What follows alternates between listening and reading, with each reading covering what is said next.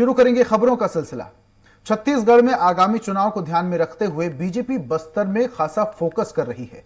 BJP 10 मई को बस्तर समेत प्रदेश के लगभग 45 विधानसभा जहां तेंदुपत्ता संग्रहण किया जाता है, वहां संग्रहण करने वालों के लिए बड़ा प्रदर्शन करने जा रही है।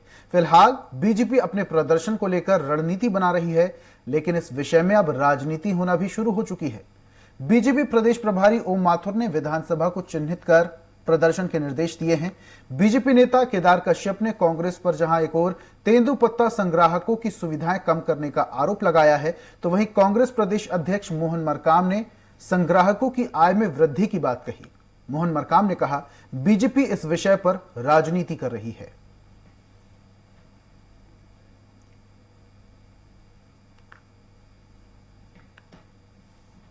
देखिए, पिछले 4 वर्षों में कांग्रेस की सरकार ने तेंदुपत्ता के जितने भी संग्राहक हैं, लगभग हमारे यहाँ पर 13 लाख से 15 लाख हमारे तेंदुपत्ता संग्राहक हैं, और उनके लिए जो पहले सुविधाएं दी जाती थी आज की तारीख पर पूरी तरीके से बंद हो चुके हैं। लगभग 16,72,000 से ऊपर हम मानक बोरा चलते तेंदुपत्ता खरीदी करते थे, और इस कांग्रेस की सरकार में आने के बाद कांग्रेस सरकार ने मात्र 10 लाख 11 लाख मानक बोरा तेंदुपत्ता खरीदा है। तो ये हमारे जो तेंदुपत्ता संग्राहक हैं, जो हमारे आदिवासी भाई हैं, उनके साथ में सीधा सीधा धोखा है। हमारी सरकार तेंदुपत्ता श्रमिकों को मानदेय मानक बोरा बढ़ाने का काम किया। पहले 2,500 था, उसको 4,000 प्रति मानक बोरा करके गया है। और ग्रामीण क्षेत्रों में खासकर बस्तर जैसे जहां बैंकों की जो पहुंच से दूर है, तो ऐसे जगहों में नगद भी भुगतान करने का वहाँ की जनता के मांग के अनुसार हमारी सरकार कर रही है। भारतीय जनता पार्टी सिर्फ और सिर्फ राजनीति करती है। और इस पर ज्यादा जानकारी के लिए रायपुर से हमारी सहयोगी स्वाति कौशिक जुड़ चुके हैं, सीधा उनके पास चलते हैं।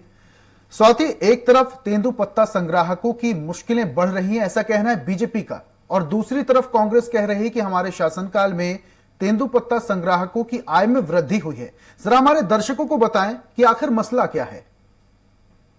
जी बिल्कुल, देखिए बस्तर की स्थिति की अगर हम बात करेंगे, तेंदुपत्ता की बात करें, तो तेंदुपत्ता संग्रहण जो है वो आदिवासियों के आय का एक जरिया है। लोग तेंदुपत्ता संग्रहण करते हैं और सरकार उस तेंदुपत्ता को खरीदती है, उससे उनको कुछ मानदेय की प्राप्ति जो है वो होती है। तो लगातार इसी विषय पर प्रदेश में चर्चा जो है वो चल रही है। बीजेपी आगामी 10 मई को इसको लेकर एक बड़ा प्रदर्शन करने के मूड में है, जिसे बीजेपी के जो प्रदेश प्रभारी हैं ओम माथुर जी, उन्होंने निर्देशित किया है कि ये विषय जो है ये बस्तर से जुड़ा हुआ है।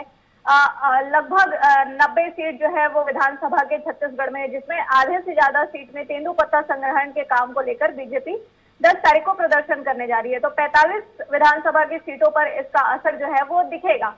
तो ये वो मुद्दा है जहां से बस्तर में कहीं ना कहीं बीजेपी अपनी एंट्री बनाना चाह रही है, ऐसा माना जा सकता है, क्योंकि चुनावी वर्ष है।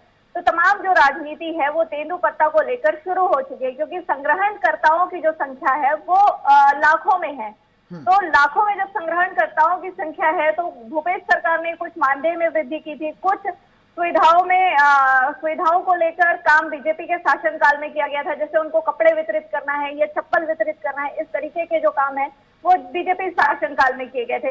तो तमाम चीजों को लेकर अब जब बीजेपी प्रदर्शन करने जा रही है 10 तारीख को, तो वहां पर राजनीति जो है वो शुरू हो चुकी है। जी स्वाति, वैसे कहा जाता है कि छत्तीसगढ़ में अगर सरकार किसी पार्टी को बनानी है तो वो रास्ता बस्तर से होता हुआ ही गुजरता है, यानी बस्तर में अगर सक्रियता ज्यादा है तो छत्तीसगढ़ में संभावनाएं ज्यादा बढ़ जाती हैं सरकार बनाने की। अब ऐसे में तेंदुपत्ता जो संग्राहक हैं उनके लिए मुसीबत क्या खड़ी हो सकती है?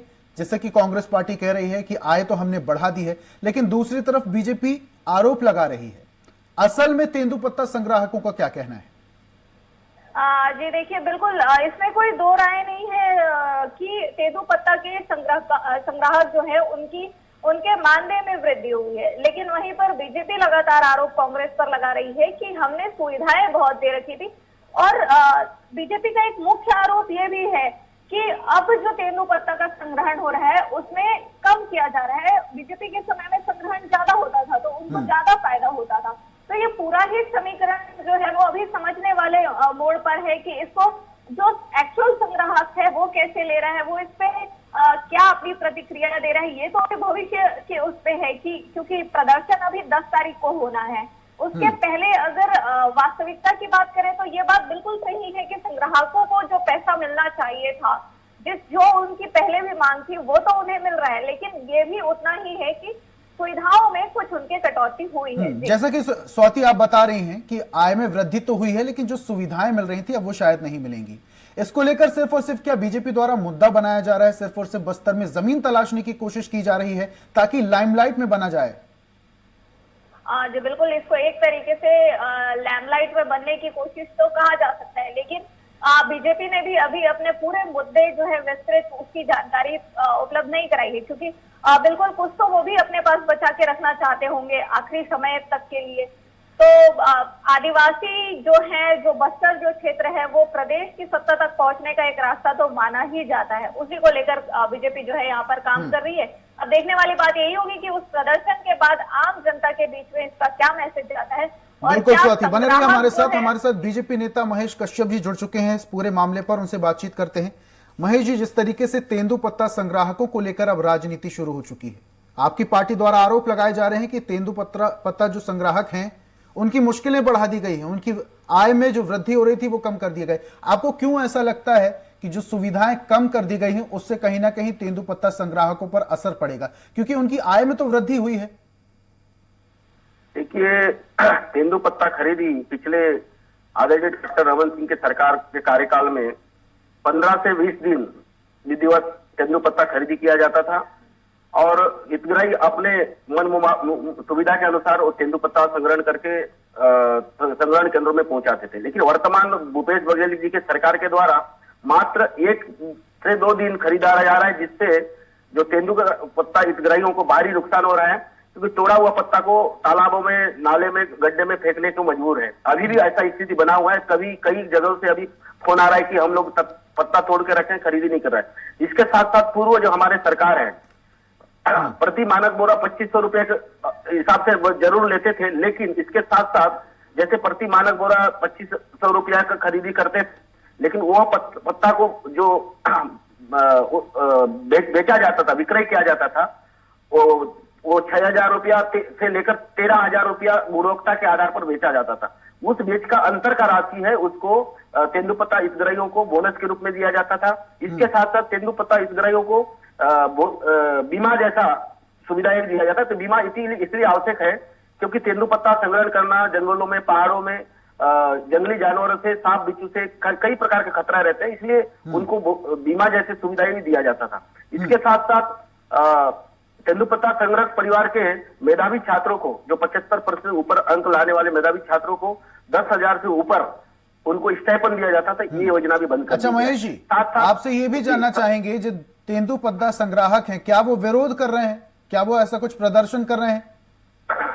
हाँ, अभी लगातार हम लोग जन चौपाल के माध्यम से तेंदुपत्ता फड़ों में जा रहे हैं और आपको कई ऐसे वीडियो उपलब्ध कराएंगे। कल एक नलपौंड का करके तेंदुपत्ता संग्रहण केंद्र है, वहां कम से कम 100 महिलाएं, उनको तेंदुपत्ता तोड़ने के लिए कहा गया था, वो लोग तोड़ के घर में रखे हुए हैं। लेकिन कल जाने के बाद फड़मुंशी के द्वारा स्पष्ट मना किया जा रहा है कि मैं नहीं खरीदूंगा। और उनका आरोप है, वीडियो में ये भी बोले वो लोग, हम जब हमारे जो लोगों वीडियो जिसमें बनाया गया है तो उड़ीसा का पत्ता लिया गया, हमारा पत्ता नहीं लिया गया। इसी प्रकार नानगुर केंद्र में। ठीक है महेश जी, हमारे साथ कांग्रेस नेता अंकित बागबाहरा भी जुड़ चुके हैं, उनसे बातचीत करते हैं। अंकित साहब, बीजेपी नेता महेश कश्यप जी जुड़े हुए हैं, पूरी बात आपने उनकी सुनी।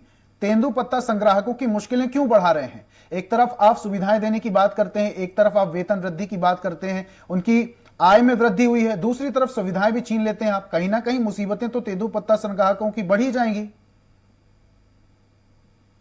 आपके विश्वसनीय चैनल में ये विश्वास के साथ बताना चाहूंगा कि जो भरोसे की सरकार अभी छत्तीसगढ़ सरकार कांग्रेस की यहाँ छत्तीसगढ़ में चला रही है, आज जो एक्ट ऑफ गॉड जिसको हम कहते हैं कि अगर हमारे पास ये सूचनाएं थी कि 7 तारीख तक कभी भी इस बीच में तूफान आएगा, फिर से बारिश होगी, ओलावृष्टि होगी, और आज 1 से 3 मई के बीच में मजदूर दिवस मनाने के बाद 3 तारीख से पत्ता तोड़ाई का काम हर साल किया जाता था, खरीदा जाता था, तो मात्र 2-3 दिन का अंतर इसलिए आया कि तूफान आने वाला है। आज आप मुझको बताइए कि अगर छत्तीसगढ़ सरकार 13 लाख पंजीकृत पत्ता तोड़ाइयों से पत्ता खरीद रही है, जो इनकी सरकार में इन्होंने खुद स्वीकारा कि 2500 रुपए में खरीदते थे, आज हम 4000 रुपए में बेसिक प्राइस दे रहे हैं। और उसके बाद जो बोनस है वो उनको अभी भी मिल रहा है। इन्होंने खुद स्वीकारा कि 10वीं और 12वीं के मेधावी छात्रों को मात्र 10,000 रुपए से ज्यादा ये दे रहे थे, हम उनको 15,000 रुपए और 25,000 रुपए दे रहे हैं। शहीद महेंद्र कर्मा बीमा के नाम पे ये पहले जिस बीमा के लिए दुर्घटना का ये जिक्र कर रहे थे सिर्फ 25,000 रुपए देते थे, उसको आज हमने बढ़ा के सामान्य मृत्यु की स्थिति में 2 लाख रुपए कर दिया है। ठीक है अंकित जी, उससे ज्यादा कर अंकित दिया जी, है। पैसा आपने बढ़ा दिया, सुविधाएं कम कर दी, तो कहीं ना कहीं इस तरीके से बैलेंस करेंगे क्या आप? नहीं तो सुविधाएं कहाँ कम की है। मैं आपको ये निवेदन कर रहा हूँ कि आज जो पत्ता नहीं खरीदा जा रहा है कि ये बात कर रहे हैं, तो मैं इनसे पूछना चाहूंगा कि जो जमीन आज गीली है, पत्ते को सुखाया जाता है, आपको मालूम होगा, सारे वीडियो आप देखते हैं, सारे क्या बोलते फोटोग्राफ्स आपके पास आती है कि पत्ता खरीदने के बाद उसको फड़ में सुखाना पड़ता है। तो जब जमीन गीली थी तो क्या हम उसको घुन लगने के लिए छोड़ देते, दीमक लगने के लिए छोड़ देते, क्या उसको सड़ने देते? और उसके लेकिन बाद अंकित जी, उनकी महेश जी मेहनत तो बता रहे हैं कुछ समय बाद वो वीडियो भी उपलब्ध कराएंगे जो तेंदुपत्ता संग्राहक हैं। जन चौपाल के दौरान महेश जी और बीजेपी के तमाम कार्यकर्ताओं से, लोगों से मिलते हैं, अपनी परेशानियां, समस्याएं भी साझा करते हैं। बिल्कुल बिल्कुल, घर पे जिन लोगों ने पत्ता तोड़ के रखा हुआ है, उनका पत्ता जब अभी सूख जाएगा, जो कि फ्रेश रहेगा और जो बहुत अच्छे कीमत पे आज भी बिकेगा। हमने खाली 2 दिन इसलिए वेट किया कि 7 तारीख तक की जो आशंका थी कि तूफान आएगा, ओलावृष्टि होगी और उसमें उनको ज्यादा नुकसान होता, उससे बचाने के लिए हमने खाली डिले किया है। नहीं खरीदने वाली तो बात नहीं है। दूसरा, ये पत्ते के माध्यम से कोशिश कर रही है कि जो बस्तर में साफ हो गए हैं, शायद बस्तर में इनकी किसी भी स्थिति में एंट्री हो जाए, इस कारण ये एक प्रयास करने का प्रयास कर रहे हैं जो कि असफल रहने वाला है। ठीक है, बहुत बहुत शुक्रिया अंकित जी तमाम जानकारियों के लिए, हमारे साथ जुड़ने के लिए। महेश जी, आपका भी बहुत बहुत शुक्रिया। तो तेंदुपत्ता संग्राहकों के लिए मुश्किलें बढ़ जाएंगी या कम होगी, ये आने वाला वक्त बताएगा।